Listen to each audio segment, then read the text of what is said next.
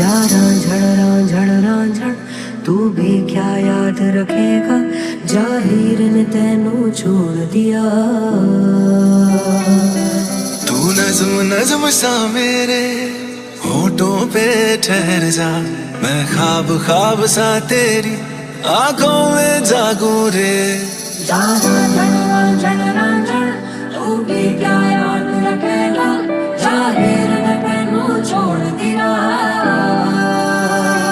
उसे मुकम्मल कर भी आओ, वो जो अधूरी सी बात बाकी है।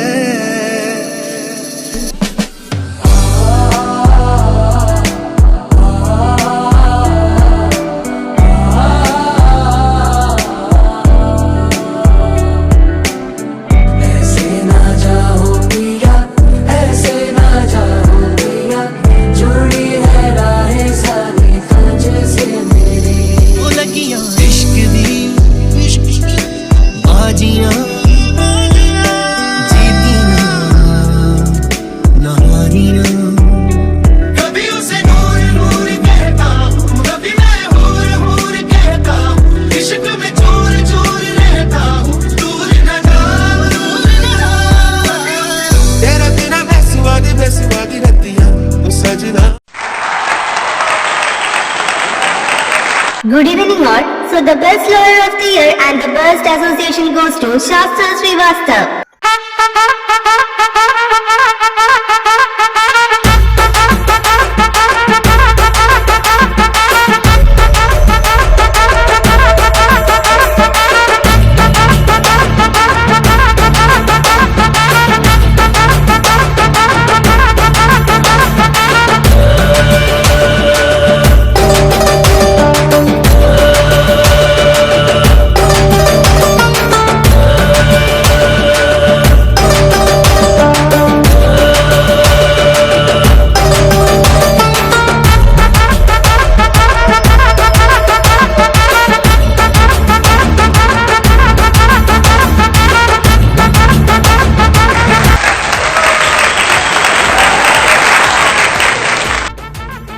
First of all, thank you so much guys. ഇത് എനിക്കൊരു പ്രൗഡ് മൂമെൻ്റ് ആണ്. ഓൾസോ ടു മൈ ഫാമിലി, പിന്നെ എൻ്റെ colleagues, my juniors. Guys, this is for you. Without you guys I am nothing else. നിങ്ങളും കൂടി ഒരു കാരണമാണ് എൻ്റെ വിജയത്തിന്. And my dear brothers and my brother law, അവരുടെ സ്നേഹവും അവർക്ക് എൻ്റെ മേലുള്ള വിശ്വാസമാണ് എന്നെ ഇവിടം വരെ എത്തിച്ചത്. And once again thank you so much. Congratulations sir. ഇത്രയും ചെറിയ പ്രായത്തിൽ തന്നെ ഇങ്ങനൊരു പൊസിഷനിൽ എത്തുക എന്ന് പറഞ്ഞാൽ അത്ര നിസ്സാരമായിട്ടുള്ള കാര്യമല്ല. സാറിന്റെ ഹാർഡ് വർക്ക് തന്നെയാണ് ഇതിനൊക്കെ കാരണം.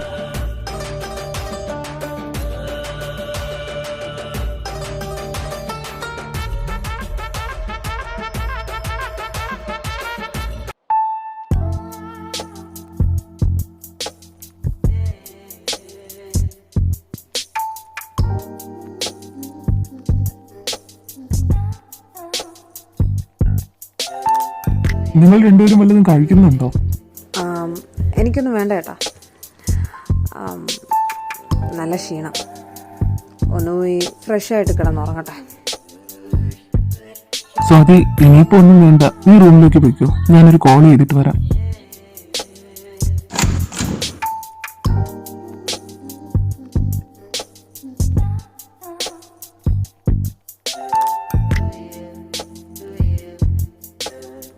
എന്തായിരുന്നു ഇന്നത്തെ അഭിനയം?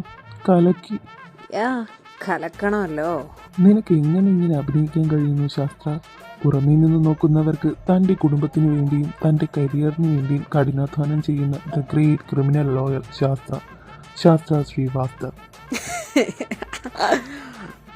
നിങ്ങൾ പറഞ്ഞ ശരിയാ, ദ ഗ്രേറ്റ് ക്രിമിനൽ ലോയർ. ഇതുവരെ എന്നെ എതിർത്ത് നിൽക്കാൻ ആരും മുന്നോട്ട് വന്നിട്ടില്ല. അതുപോലെ ഇനി ആരും വരാൻ ധൈര്യം കാണിക്കുകയില്ല. മുന്നിൽ വരുന്നവരെ നീ ജീവനോടെ വിടാറില്ലല്ലോ. നിന്നിലെ ചെകുത്താനെ അറിഞ്ഞവനാണ് ഞാൻ. എൻ്റെ മുന്നിൽ നീ കൂടുതൽ കിടന്ന് അഭിനയിക്കേണ്ട. ലോയർ എന്ന പദവി നിനക്കൊരു മാസ്ക് മാത്രമാണ്. Yes of course it's A mask. അങ്ങനെ അല്ല എന്ന് എപ്പോഴെങ്കിലും ഞാൻ തന്നോട് പറഞ്ഞിട്ടുണ്ടോ? ഇല്ലല്ലോ. എല്ലാവരുടെയും മുമ്പിൽ പുണ്യാളം കളിച്ചിട്ട് എനിക്കൊന്നും നേടാനില്ല. നിന്നെ പോലല്ലേ ആ സ്ത്രീയും, എന്നിട്ട് അവനും കൂടി ചീത്തപ്പേരുണ്ടാക്കാനായിട്ട് നീ ഈ കാട്ടിക്കൂട്ടുന്നതേ അവനും കൂടെ ദോഷം. നീ എൻ്റെ ചോര ആയതുകൊണ്ട് മാത്രം നീ ഇപ്പോഴും പോലീസിന്റെ പിടിയിലാവാതെ ഇങ്ങനെ നിൽക്കുന്നേ. എപ്പോഴും ഒരു കൺസിഡറേഷൻ നീ എന്നിൽ നിന്നും പ്രതീക്ഷിക്കേണ്ട. നിയമങ്ങളെക്കുറിച്ച് ബോധമുള്ള നീ തന്നെ ഇങ്ങനെ നിയമവിരുദ്ധമായിട്ട് ഓരോന്ന് ചെയ്യുന്നത് കാണുമ്പോൾ ഉറപ്പ് തോന്നുക എനിക്ക് നിന്നോട്.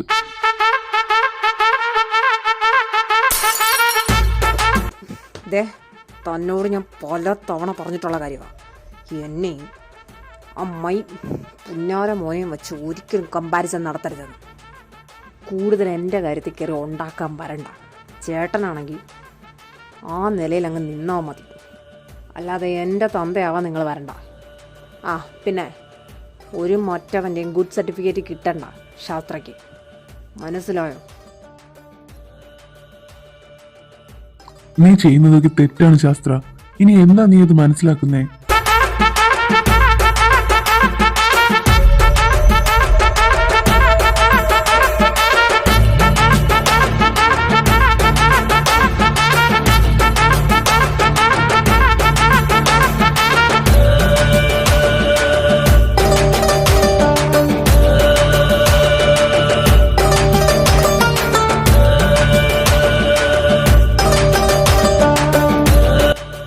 Congratulations, sir. ആ താങ്ക് യു.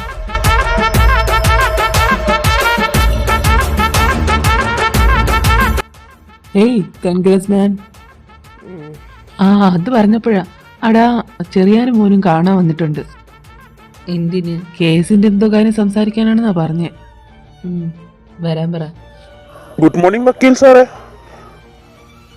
ഇത്രയും വലിയൊരു അവാർഡ് കിട്ടിയിട്ട് സാറിന് ഞങ്ങളെ കൂടി അറിയിക്കായിരുന്നു. അത് കൊള്ളാം. നിന്നെയൊക്കെ അറിയിക്കാൻ നീയൊക്കാരാ? ചത്തുകുഴി കിടക്കുന്ന എൻ്റെ തന്തയോ? അല്ലല്ലോ. ഞാനും താനും തമ്മിലൊരു കേസിൻ്റെ ഡീലിങ്സ്, അത്രയേ ഉള്ളൂ. കാര്യം കഴിഞ്ഞാൽ എനിക്ക് കിട്ടേണ്ടതും തനിക്ക് കിട്ടേണ്ടതും എടുത്തുകൊണ്ട് പൊക്കോണം, അല്ലാതെ ഉണ്ടാക്കാൻ വരണ്ട. റോഹ നീ പുറത്തേക്ക് ഇരിക്കടോ. അല്ല താൻ വന്ന കാര്യം പറ. അത് വക്കീലെ നടന്നില്ല. അമ്പിനും വില്ലിനും അവൾ അടുക്കുന്നില്ല. പണം കൊടുക്കാന്ന് പറഞ്ഞിട്ടും ആ നായിന്റെ മുക്ക് അത് വേണ്ട. അവക്ക് എന്റെ മോന്റെ കഴുത്തില് കുരുക്ക് വീണാ മതിയെന്ന. ഞാൻ നോക്കിക്കോളാം, അവള് പറയില്ല. വക്കീൽ അങ്ങനെ പറഞ്ഞിട്ട, ഇല്ലെങ്കിൽ അമ്മയും മോളും ഇപ്പം ചത്തു മലച്ചേനെ. കൊള്ളാം നായിൻ്റെ മോനെ. നീ ആരെ മുമ്പിലാണ് നിന്ന് ചിരക്കുന്നതെന്ന് നിനക്കറിയാമോ? എൻ്റെ മുമ്പിൽ, ഈ ശാസ്ത്രയുടെ മുമ്പിൽ. നീ പറയുന്ന ഓരോ വാക്കിനും കണക്കുണ്ടായിരിക്കും, അത് നീ മറക്കണ്ട. ഇനി വായി തോന്നുന്ന വിളിച്ച് കൂവിക്കഴിഞ്ഞ നിന്റെ ഈ തൂങ്ങിക്കിടക്കുന്ന ചണ്ടി പോലുള്ള ശരീരം ഉണ്ടല്ലോ, അത് ശരീരം മാത്രമായിട്ട് അവശേഷിക്കും, ജീവൻ കാണത്തില്ല. എടാ, നിൻ്റെയൊക്കെ വീട്ടിലെ പെണ്ണുങ്ങൾ നിനക്കൊന്നും പോരാന്ന് തോന്നുന്നുണ്ടെങ്കിൽ വ്യഭിചരിച്ച് നടക്കുന്ന കുറേ എവറ്റകളുണ്ടല്ലോ, അവളിലേക്കടുത്ത് പോയി അങ്ങ് തീർക്കണം. അല്ലാതെ ഇങ്ങനെയുള്ളവരടുത്ത് എടുക്കാൻ നിൽക്കരുത് നിൻ്റെ കഴപ്പ്, മനസ്സിലായോ? ശാസ്ത്ര ചെറ്റയാ, പരമ ചെറ്റയാ. പക്ഷെ ഇന്നേ വരെ ശാസ്ത്ര കൈവയ്ക്കാത്തൊരു മേഖല ഉണ്ടെങ്കിൽ അത് പെണ്ണാ. അതുകൊണ്ടാണ് നിൻ്റെയൊക്കെ അടുത്ത് ഞാൻ പറഞ്ഞത്, പെണ്ണിൻ്റെയോ അവളുടെ അമ്മയുടെയോ അടുത്ത് നിൻ്റെ ഒന്നും നിഴല് പോലും ഏക്കരുതെന്ന്. അങ്ങനെ എങ്ങനെ ഉണ്ടായ പൊന്ന് ചെറിയാൻ സാറേ, നിൻ്റെ ഈ നിൽക്കുന്ന മൂത്ത പുത്രനും പിന്നെ നിൻ്റെ അകത്ത് കിടക്കുന്ന സൽപുത്രനുണ്ടല്ലോ ഇളയവൻ, അവനും നിനക്ക് അന്ത്യചുംബനം തരാൻ പോലും വക വയ്ക്കാതെ ഞാൻ അങ്ങോട്ട് മേലോട്ട് അയക്കും. വേണ്ട സാറേ വേണ്ട. അപ്പനറിയാതെ പറഞ്ഞു പോയത് സാറേ, ക്ഷമിക്കണേ സാറേ. ശാസ്ത്ര വേണ്ടടാ, വിട്ടേക്ക്. ഡോ ചെറിയാനേ, തനിക്ക് ഈ സ്പിരിറ്റ് കച്ചവടം, പിന്നെ അല്ലറ ചില്ലറ പലിശ, അങ്ങനെയുള്ള ഏകദേശം പരിപാടികൾ, പിന്നെ തൻ്റെ ചന്തിക്ക് പിന്നാലെ ഈ വാലും പൊക്കി പിടിച്ചുകൊണ്ട് നടക്കുന്ന കുറേ ഗുണ്ടകൾ, അതിനെയൊക്കെ കണ്ട തഴമ്പും വെച്ചുകൊണ്ട് എന്നെ ഉളക്കാൻ മൂന്തിക്കൊണ്ട് വരല്ലേ നീ? ശാസ്ത്ര നോ. ഓ, വിളിച്ചോണ്ട് പോടാ നിന്റെ തന്തേ. ആ പിന്നൊരു കാര്യം, ശാസ്ത്രം എന്തെങ്കിലും ഏറ്റെടുത്തിട്ടുണ്ടെങ്കിൽ അത് ജയിക്കാനും ശാസ്ത്രയ്ക്കറിയാം. പിന്നെ കാര്യങ്ങളെല്ലാം കഴിഞ്ഞ് തൻ്റെ സൽപുത്രം പുറത്തോട്ട് വരുമ്പോൾ പറഞ്ഞ കണക്ക് പ്രകാരം ഇവിടെ ഒന്നും എത്തിയില്ല എന്നുണ്ടെങ്കിൽ ബാക്കിയപ്പോൾ അന്ന് തീരും ഞാനും തമ്മിലുള്ള ഈ കണക്കോ കണ്ടുമുട്ടലും എല്ലാം. പിന്നെ ഇതും പറഞ്ഞുകൊണ്ട് എൻ്റെ മുമ്പേ അങ്ങനെ വന്ന. ഡേ ശാസ്ത്ര, നീ എന്തോന്നാ കാണിച്ചേ? അയാൾ എന്ത് പറഞ്ഞിട്ടാ നീ ഇത്രയും ചൂടായത്? Shut up your bloody mouth. നിന്നോട് ഞാൻ പറഞ്ഞിട്ടുണ്ട്, ഫ്രണ്ടാണ് മയിലാണെന്നും പറഞ്ഞുകൊണ്ട് എന്നെ കയറി ഭരിക്കാനും ഉണ്ടാക്കാനും വരരുതെന്ന്. അങ്ങനെ വന്ന നിനക്കറിയാലോ ഈ ശാസ്ത്രയെ. പിന്നെ ഇവിടെ നിന്ന് പോയവരെ എന്നെ വെച്ചങ്ങ് പലതും ഉണ്ടാക്കാമെന്ന് വിചാരിച്ച് വന്നതാ. അതാ വന്ന് കളിച്ചു നോക്കിയത്. അവനൊന്നും അറിയില്ല ശാസ്ത്ര ആരെയും ആവശ്യത്തിനല്ലാതെ കൂടെ കൂട്ടില്ലാന്ന്. അതിന് ആരായാലും ചത്തുപോയാൽ തൊന്തയായാലും. ഞാൻ പോവുക. എന്തെങ്കിലും ഇമ്പോർട്ടൻ്റ് ഉണ്ടെങ്കിൽ വിളിച്ചാൽ മതി. പുതിയ കേസൊന്നും എടുക്കണ്ട. കോർട്ട് ഹാജരാക്കേണ്ട 2 കേസുണ്ടല്ലോ. അതേതെങ്കിലും ജൂനിയേഴ്സിനെ വിട്ടാൽ മതി. കാലിബറായിട്ടുള്ള ആരെങ്കിലും വിടണം. കേസെങ്ങാനും തോറ്റ. ഏയ് അങ്ങനെയൊന്നും ഉണ്ടാവില്ല, ഞാൻ നോക്കി ചെയ്തോളാം. പിന്നെ നാളെ പീറ്റർ എൻ്റെ കൂടെ ഒരിടം വരെ വരണം. അത് നീ അവൻ്റെ അടുത്ത് പറഞ്ഞേരെ. ലൊക്കേഷൻ ഞാൻ അയക്കും, അവിടെ വന്നാൽ മതി. അല്ല പീറ്റർ, ഞാൻ പറയാം.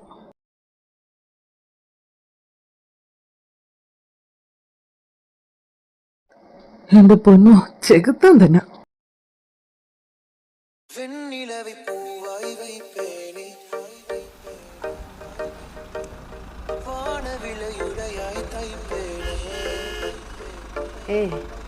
Any help?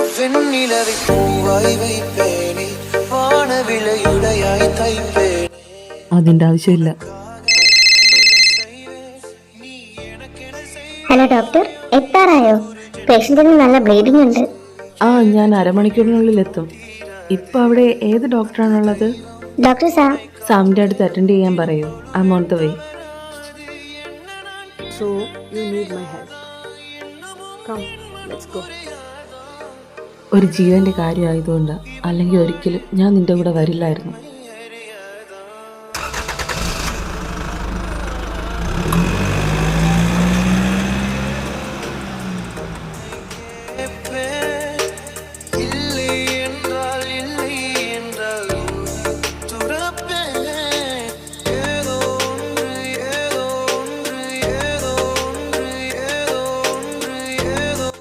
എന്താ എന്ത്? താൻ എന്തിനാ എന്നെ ഇങ്ങനെ നോക്കിക്കൊണ്ടിരിക്കുന്നത്? നേരെ നോക്കി വണ്ടി ഓട്ടിക്ക്.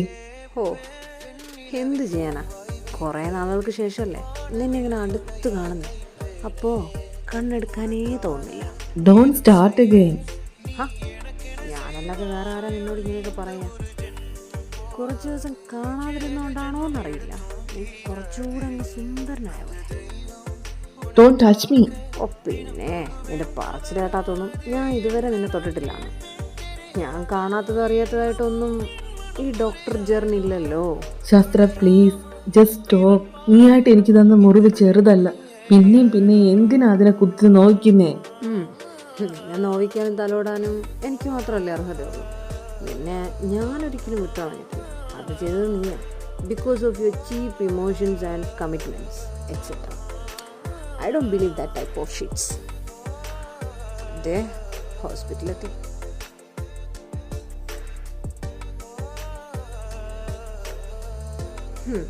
എക്സ്പെക്റ്റ് ചെയ്ത പോലെ നോ താങ്ക്സ്.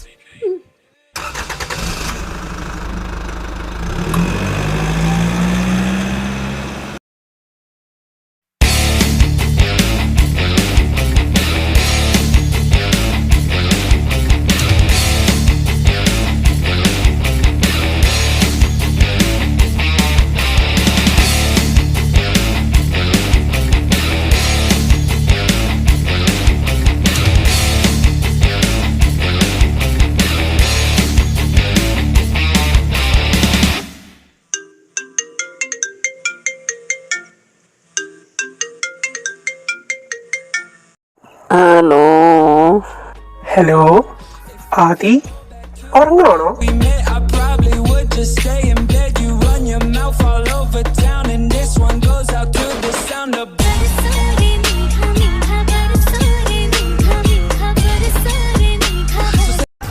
താൻ ആരുവാ?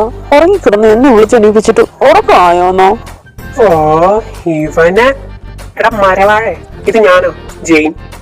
അതിന് ഞാനിപ്പോ എന്ത് വേണം? തനിക്കൊന്ന് വേറെ പെൺപിള്ളേരെ ഒന്ന് വിളിക്കാനില്ലേ? ഇവൻ ഇതുവരെ അത് വിട്ടില്ലേ? ഞാൻ നിന്നല്ലാതെ വേറെ ആരെടാ വിളിക്കുക? ഡാടാ കൊച്ചിർക്ക വിളിച്ചിട്ട് പോടാ.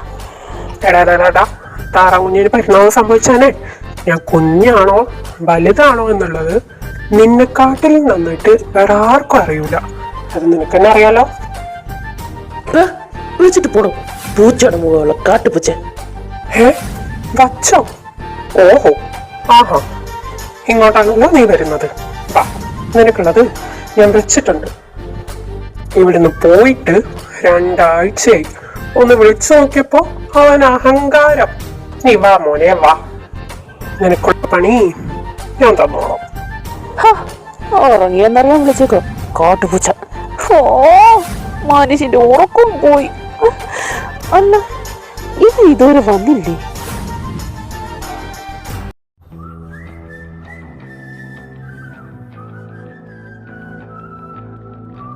എന്നാ മോനെ സെമിനാർ എഴുതുന്നേ?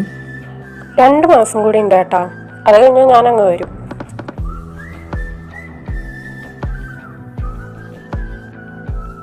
ഡാ ഇരിക്കടാ, ഞാൻ ബ്രേക്ക്ഫാസ്റ്റ് എടുത്തിട്ട് വരാം. ഏട്ടാ, അവൻ അവിടെ ഇല്ലേ? ഇന്ന് രാത്രി ഞാൻ വിളിച്ചിരുന്നു, ബെല്ലടിക്കുന്നുണ്ട്, പക്ഷെ കോൾ എടുത്തില്ല. പിന്നെ ഞാൻ വിചാരിച്ചു ആ നേരത്തെ കടന്നു കാണുമെന്ന്.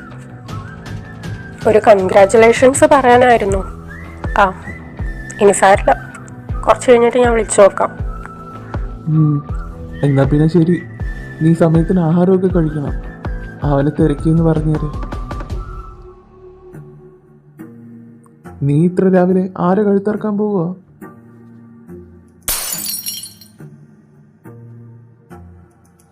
സോദിയേട്ടാ സോറി, അറിയാതെ കയ്യിൽ നിന്ന് ഗ്ലാസ് വീണതാ. ആ സാരമില്ലടാ, നീ അങ്ങോട്ട് നീങ്ങുന്നില്ലേ? നീ പോകാനായിട്ട് ഇറങ്ങിയതല്ലേ, ഞാൻ ക്ലീൻ ചെയ്തോളാം. ആരുടെ കഴുത്തിറക്കാൻ പോയാലും തനിക്ക് വേണ്ടപ്പെട്ടവരുടെ കഴുത്ത് ഞാൻ ഇപ്പം അറക്കുന്നില്ല. താനൊന്ന് വെയിറ്റ് ചെയ്യും, അതിനുള്ള എല്ലാ വഴിയും ഞാൻ നോക്കുന്നുണ്ട്.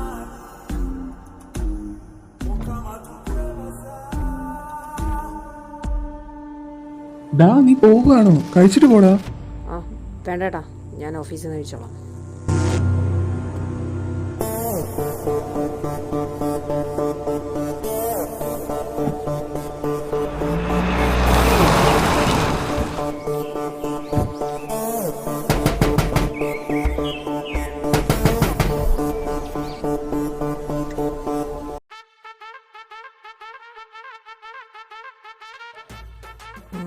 അതിഥിയെ ഇങ്ങനെ പുറത്ത് നിർത്തിയാണോ സംസാരിക്കേണ്ടത്?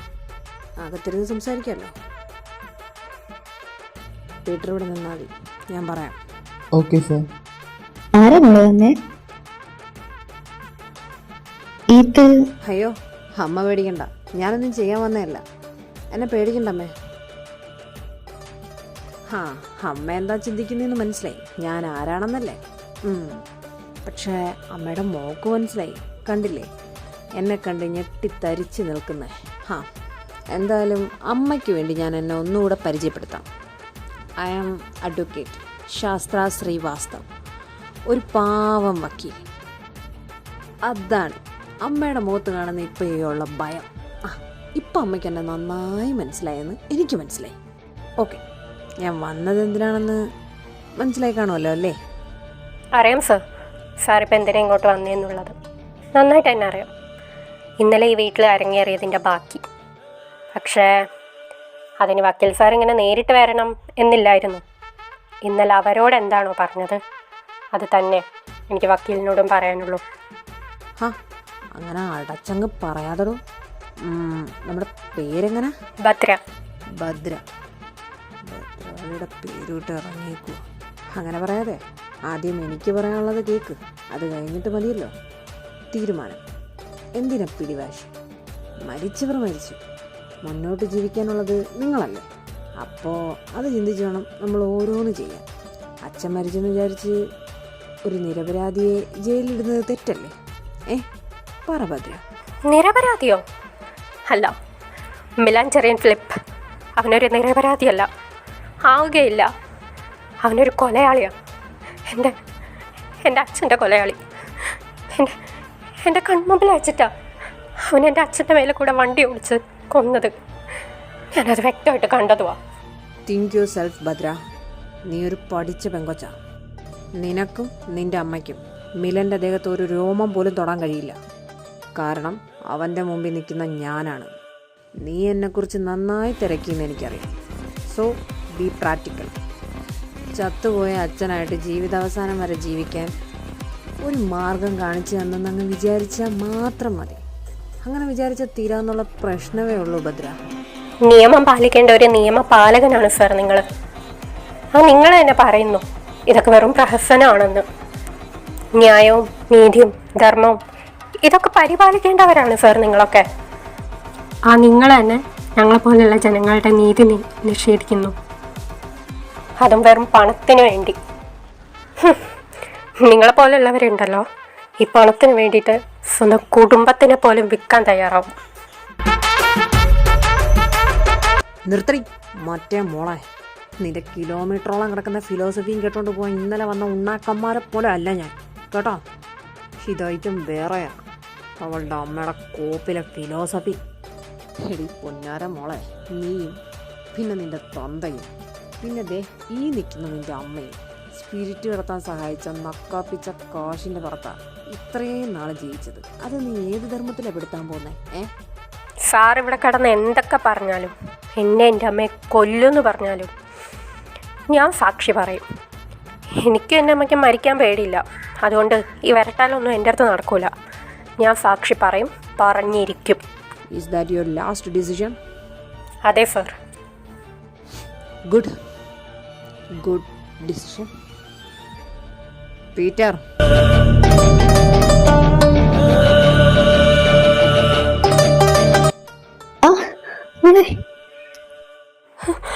അമ്മേ! അങ്ങോട്ടല്ല ഇങ്ങോട്ട് എൻ്റെ അടുത്ത്. എന്താടി പേടിച്ചു പോയോ? നീ നേരത്തെ എന്തൊക്കെയോ ഏതാണ്ട് പ്രസംഗിച്ചല്ലോ, ചാവാൻ ഭയമില്ലെന്നോ എന്തൊക്കെയോ കാണിച്ചങ്ങ് മലത്തൂന്നൊക്കെ. എടി, വാ കൊണ്ട് പറയാൻ ഏത് മൈരനും പറ്റും, പക്ഷേ പ്രവൃത്തി വരുമ്പോൾ നിന്നെപ്പോലെ ഇങ്ങനെ കണ്ണും തള്ളി നിൽക്കും. അയ്യോ എന്നൊന്നും ചെയ്യല്ലേ എന്ന് പറഞ്ഞു. വേണ്ട വേണ്ട, എൻ്റെ അമ്മയൊന്നും ചെയ്യല്ലേ. ഞാൻ വരില്ല, ഞാൻ സാക്ഷി പറയില്ല. എൻ്റെ അമ്മയൊന്നും ചെയ്യല്ലേ, വിട്ടേക്ക്, ഞാൻ വരില്ല. ആ, ഇതാണ് എനിക്ക് വേണ്ടത്. നീയായിട്ട് തന്നെ പറയണം. നോക്ക്, നിൻ്റെ അമ്മയുടെ ഒരു ഭാഗത്തെ ഇപ്പോൾ കീറിയുള്ളൂ. ഇനി അടുത്ത ഭാഗത്ത് കീറി, അങ്ങനെ ശരീരത്ത് പല ഭാഗത്തായിട്ടും കീറി രക്തം വാർന്നു പോയി. അവർ ചാവുന്നത് നീ കണ്ണുകൊണ്ട് കാണണോ അതോ ഞാൻ പറഞ്ഞ കാര്യം നീ സമ്മതിക്കണോ? വേണ്ട വേണ്ട, എൻ്റെ അമ്മയൊന്നും ചെയ്യല്ലേ, വിട്ടേക്ക്, ഞാൻ വരില്ല. ആ, ഇതല്ലേ ആദ്യമേ ഞാൻ നിന്നോട് സമാധാനത്തിൽ പറഞ്ഞത്. അപ്പോൾ അവളുടെ അമ്മയെ കെട്ടിയ ഫിലോസഫി. തൽക്കാലം നിൻ്റെ അമ്മ എൻ്റെ കസ്റ്റഡിയിലിരിക്കട്ടെ. നീ എങ്ങാനും നിനക്ക് മനസ്സ് മാറിയാലോ. കാരണം നിനക്ക് കുറച്ച് ഫിലോസഫി കൂടുതൽ അറിയാമല്ലോ. കോട്ടയിൽ നിന്ന് നീ ഇറങ്ങുമ്പോൾ നിൻ്റെ അമ്മ ഇവിടെ ഉണ്ടാവും. പീറ്ററെ, കൊണ്ടുപോ.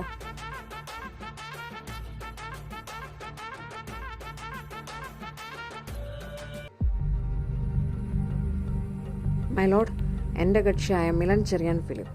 സംഭവം നടന്ന ദിവസം, അതായത് 21/6/2024, സമയം വെളുപ്പിന് 5 മണിക്ക് ജയകൃഷ്ണനെ വണ്ടി കയറ്റി കൊന്നുവെന്ന് ആരോപിക്കപ്പെട്ടത് തീർത്തും തെറ്റായ ഒരു ആരോപണമാണ്. അന്നേ ദിവസം എൻ്റെ കക്ഷിയായ മിലൻ ഡൽഹിയിലെ സുഹൃത്തിൻ്റെ കല്യാണത്തിന് പങ്കെടുക്കാനായിട്ട് 20/6/2024 തിരുവനന്തപുരത്ത് നിന്നും രാത്രി 7 മണിയുടെ എയർ ഇന്ത്യ ഫ്ലൈറ്റിന് യാത്ര ചെയ്തതിൻ്റെ ടിക്കറ്റും തിരികെ പിറ്റേ ദിവസം വൈകുന്നേരം 4 മണിക്ക് എത്തിയ റിട്ടേൺ ടിക്കറ്റിൻ്റെ കോപ്പിയും ഞാൻ കോടതി മുമ്പാകെ സമർപ്പിക്കുന്നു. ഇതിൽ നിന്ന് ഒരു കാര്യം വ്യക്തമാണ്, എൻ്റെ കക്ഷിയായ മിലൻ ചെറിയാൻ നിരപരാധിയാണ്. എങ്കിൽ കൂടിയും എതിർഭാഗം സ്ട്രോങ് ആയി പറഞ്ഞുകൊണ്ട് നിൽക്കുന്ന ദൃക്സാക്ഷിയും പിന്നെ മരിച്ച ജയകൃഷ്ണൻ്റെ മകളുമായ ഭദ്ര ജയകൃഷ്ണനെ വിസ്തരിക്കാൻ അനുമതി നൽകണമെന്ന് കോടതി മുമ്പാകെ താഴ്മയായി അഭ്യർത്ഥിക്കുന്നു. അപ്പോൾ ഭദ്ര, തൻ്റെ അച്ഛൻ മരിക്കുന്നതിന് മുമ്പ് വരെ എവിടെയാണ് ജോലി ചെയ്തിരുന്നത്? MC ഗ്രൂപ്പിലെ ഡ്രൈവറായിട്ട്. എത്ര വർഷമായി അച്ഛനവിടെ ജോലി ചെയ്യുന്നു? 16 വർഷം. ഇത്രയും വർഷത്തിനിടയിൽ എപ്പോഴെങ്കിലും അച്ഛൻ വീട്ടിൽ വന്ന് പറഞ്ഞിട്ടുണ്ടോ അച്ഛനും കമ്പനി ഓണറുമായിട്ട് എന്തെങ്കിലും പ്രശ്നം ഉണ്ടായിട്ടുണ്ടെന്ന്? ഇല്ല. മൈ ലോർഡ്, ഇതിൽ നിന്നും വളരെയധികം വ്യക്തമാണ്, മരിച്ചുപോയ ജയകൃഷ്ണന് എൻ്റെ കക്ഷിയും അദ്ദേഹത്തിൻ്റെ കമ്പനിയുമായോ ഒരു രീതിയിലും കംപ്ലൈൻറ്റ്സ് നിലനിന്നിരുന്നില്ല. അന്ന് എന്താണ് നടന്നതെന്ന് വ്യക്തമായി ഭദ്ര ഒന്ന് പറയാമോ? ഞാൻ കോളേജിൽ നിന്ന് ടൂറ് പോയിരുന്നു. ടൂറ് കഴിഞ്ഞ് വന്ന എന്നെ പിക്ക് ചെയ്യാനാണ് അച്ഛൻ ബൈക്കിൽ വന്നത്. ഞങ്ങൾ തിരിച്ച് വീട്ടിലേക്ക് പൊയ്ക്കൊണ്ടിരിക്കെ പുറകിൽ നിന്ന് ഒരു കാറ് വന്ന് ഞങ്ങൾ ഇടിച്ചു. കാറ് വന്ന് ഇടിച്ച ഫോഴ്സിൽ ഞാൻ തെറിച്ചൊരു സൈഡിലേക്ക് വീണു. പ്രയാസപ്പെട്ട് ഞാൻ കണ്ണു തുറന്ന് നോക്കുമ്പോൾ കാണുന്നത് എഴുന്നേറ്റ് നിൽക്കുന്ന എൻ്റെ അച്ഛൻ്റെ മഹത്വകൂടെ ആ കാർ റിവേഴ്സ് വന്ന് വീണ്ടും കയറ്റുന്നതാ. ഓക്കെ അന്ന് വണ്ടി ഓടിച്ചിരുന്ന ആളെ ഭദ്ര വ്യക്തമായി കണ്ടിരുന്നോ? യെസ്, ഞാൻ കണ്ടിരുന്നു. അത് ഈ നിൽക്കുന്ന എൻ്റെ കക്ഷിയായ മിലനായിരുന്നു? അല്ല മലോഡ്, എതിർഭാഗം പറഞ്ഞ ശക്തമായ തെളിവ് അല്ലെങ്കിൽ ദൃക്സാക്ഷി എന്ന് പറയുന്ന ഭദ്ര ജയകൃഷ്ണൻ കോടതി മുമ്പിൽ പറഞ്ഞിരിക്കുകയാണ് എൻ്റെ കക്ഷിയായ മിലൻ ചെറിയാൻ ആയിരുന്നില്ല കാർ ഓട്ടിച്ചത്. ഇതിൽ നിന്നും വ്യക്തമായ കാര്യമാണ് എൻ്റെ കക്ഷി ഈ കേസിൽ നിരപരാധിയാണ്. ആയതിനാൽ ഈ കേസിൽ നിന്നും എൻ്റെ കക്ഷിയെ നിരുപാധികം വിട്ടയക്കണമെന്ന് താഴ്മയായി ഈ കോടതി മുമ്പാകെ ഞാൻ അഭ്യർത്ഥിക്കുന്നു. ജയകൃഷ്ണൻ വധക്കേസ് ഇന്ത്യൻ പീനൽ കോഡ് 1860 സെക്ഷൻ 3 നോട്ട് പ്രകാരം മിലാൻ ചെറിയാൻ ഫിലിപ്പ് കുറ്റക്കാരനെന്ന് വാദിഭാഗത്തിന് തെളിയിക്കാൻ കഴിയാത്തതിനാലും പ്രതിഭാഗം ഉന്നയിച്ച എല്ലാ തെളിവുകളും കോടതിക്ക് ബോധ്യപ്പെട്ടതിനാലും ഈ കോടതി മിലാൻ ചെറിയാൻ ഫിലിപ്പിനെ നിരുപാധികം വിട്ടയക്കുന്നു. തുടർന്ന് ജയകൃഷ്ണൻ വധക്കേസ് പോലീസിലെ തന്നെ ഉയർന്ന ഉദ്യോഗസ്ഥരെ കൊണ്ട് പുനരന്വേഷണത്തിനായി ഈ കോടതി ഉത്തരവിടുന്നു. The court is adjourned. ഒരുപാട് നന്ദിയുണ്ട് സാറേ. പറഞ്ഞ തുക സാറ് പറഞ്ഞെടുത്ത് ഏൽപ്പിച്ചിട്ടുണ്ട്. ഇനി താനും ഞാനും തമ്മിൽ ഒന്നുമില്ല. And don't meet again. Bhadra, താനിത് എന്ത് പണിയാ കാണിച്ചേ? എനിക്ക് എൻ്റെ അച്ഛനെ നഷ്ടമായി. ഇനി എനിക്ക് എൻ്റെ അമ്മയെ കൂടെ നഷ്ടപ്പെടുത്താൻ പറ്റില്ല.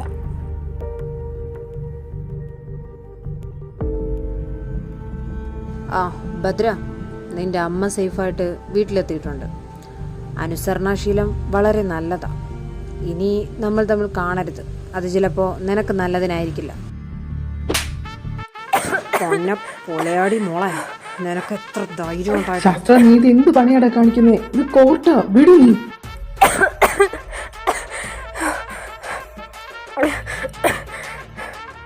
തനിക്കല്ലെങ്കിലും കൊല്ലാനും ഭീഷണിപ്പെടുത്താനും മാത്രമല്ല അറിയുള്ളൂ. ഒരു ജീവൻ്റെ വില എന്താണെന്ന് തനിക്കറിയൂ. അതെങ്ങനെ പ്രിയപ്പെട്ടവരെ നഷ്ടപ്പെട്ടാൽ മാത്രമേ അതിൻ്റെ വില തനിക്ക് മനസ്സിലാവുള്ളൂ. ഒരു വ്യക്തിയുടെ ഇമോഷനോ ഫീലിങ്സിനോ വാല്യൂ നൽകാത്ത താനൊക്കെ ഒരു മനുഷ്യനാണോ? ഇതിനൊക്കെ ഉള്ളത് താൻ അനുഭവിക്കോടോ? ശാപം അതിവിടെ ഏക്കില്ല ഭദ്ര. ശാസ്ത്രയ്ക്ക് കമ്മിറ്റ്മെൻറ്റ്സ് എന്നും ശാസ്ത്രയോട് മാത്രമേ ഉള്ളൂ. നീ ഈ പറഞ്ഞ ഇമോഷൻസ് ഫീലിങ്സ് ഒന്നും തന്നെ ഒരിക്കലും എന്നെ ബാധിക്കില്ല. എനിക്കതൊക്കെ എന്നോട് തന്നെ. പിന്നെ ഈ ശാസ്ത്രയ്ക്കെതിരെ നിൽക്കാൻ ഒരുത്തനും ധൈര്യവുമില്ല, അതിനൊരുത്തനും മുതിരത്തുമില്ല. ഇനി ഏത് മറ്റവൻ എൻ്റെ മുമ്പിൽ വന്ന് നിന്നാലും അവനെ വെട്ടി വീഴ്ത്തി ഞാൻ മുമ്പോട്ട് പോയിക്കൊണ്ടേയിരിക്കും.